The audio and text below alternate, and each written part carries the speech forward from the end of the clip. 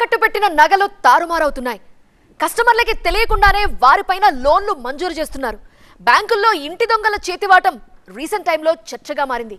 కానీ లేటెస్ట్ గా బెల్లం చుట్టూ ఈగలు వాలినట్టు అనకాపల్లిలోని ఓ బ్యాంకులో దొంగలు పడ్డారు. కాకపోతే గ్రేటర్ రాబరీ జస్ట్ లో మిస్ అయింది.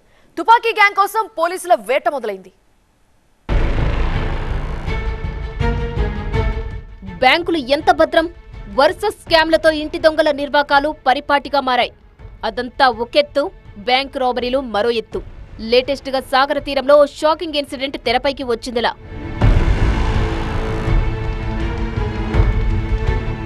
బెల్లం చుట్టూ ఈగలు వాలుతాయన్నది ఉన్న నిజమే. కానీ బెల్లం మార్కెట్ కు ఫేమస్ అయిన అనకాపల్లిలోని బ్యాంకులో కొందరు ఈగల్లా చొరపడ్డారు.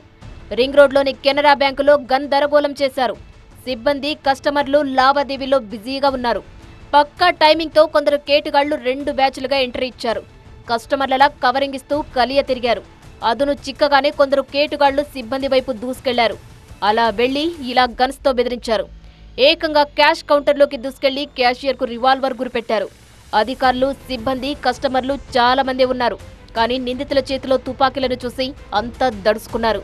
బెల్లం కొట్టిన రాయిలా బిగుసుకుపోవడం మినహా ఏమీ చేయలేని నిస్సహాయత.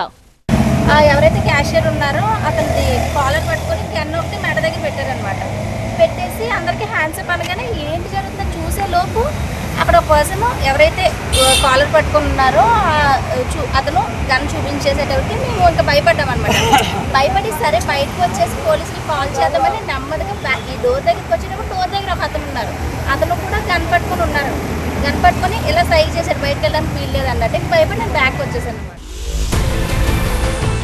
సినీ పక్కీలో బరి తెగించిన దుండగులు తమ పాచిక పారిందనుకున్నారు. కానీ మేనేజర్ సమయస్ఫూర్తితో కేటుగాళ్ల గ్రేటర్ రాబరీ ప్లాన్ బిడిసికొట్టింది. మేనేజర్ అలారం స్విచ్ ఆన్ చేశారు. అంతే, సైరన్ మోగిందే తడువు. మామలొస్తారనే భయంతో దొంగల బ్యాచ్ బ్యాంకు నుంచి జంప్ అయ్యారు. పెట్టుకుని కలపల్లి ఆగారు.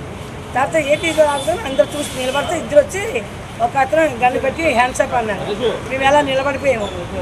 ఏమైందో మరి సైలెన్స్ ఇచ్చారు, బెల్ ఇచ్చారు. బెల్ ఉంది లోపల. ఆ బెల్ వచ్చిందా దిగిపోయి అది మాట్లాడదు. ఎలాగ అంటారు హ్యాండ్స్ అప్ అని మాట్లాడలేదు. ఎలాగని కూడా దిగిపోయారు కిందకి. పోలీసులు వచ్చేసరికి దుండగులు బ్యాంకు నుంచి ఎస్కేప్ అయ్యారు. సీసీ ఫుటేజ్ ఆధారంగా కేసు దర్యాప్తు చేపట్టారు పోలీసులు. నిందితులు అనకాపల్లి నుంచి తుమ్మపాల చోడవరం రోడ్డులో పరారైనట్టు గుర్తించారు. ఇది ముమ్మాటికి అంతర్రాష్ట్ర ముఠా పని అయి ఉంటుందని ప్రాథమిక అంచనాకు వచ్చారు. బ్యాంకు సిబ్బంది సమయస్ఫూర్తితో దోపిడీ కుట్ర భగ్నమైంది. అయితే నిందితులు తుపాకులతో బ్యాంకు లోపలికి రావడం బ్యాంకు సెక్యూరిటీ డొల్లతనాన్ని బయటపెట్టింది.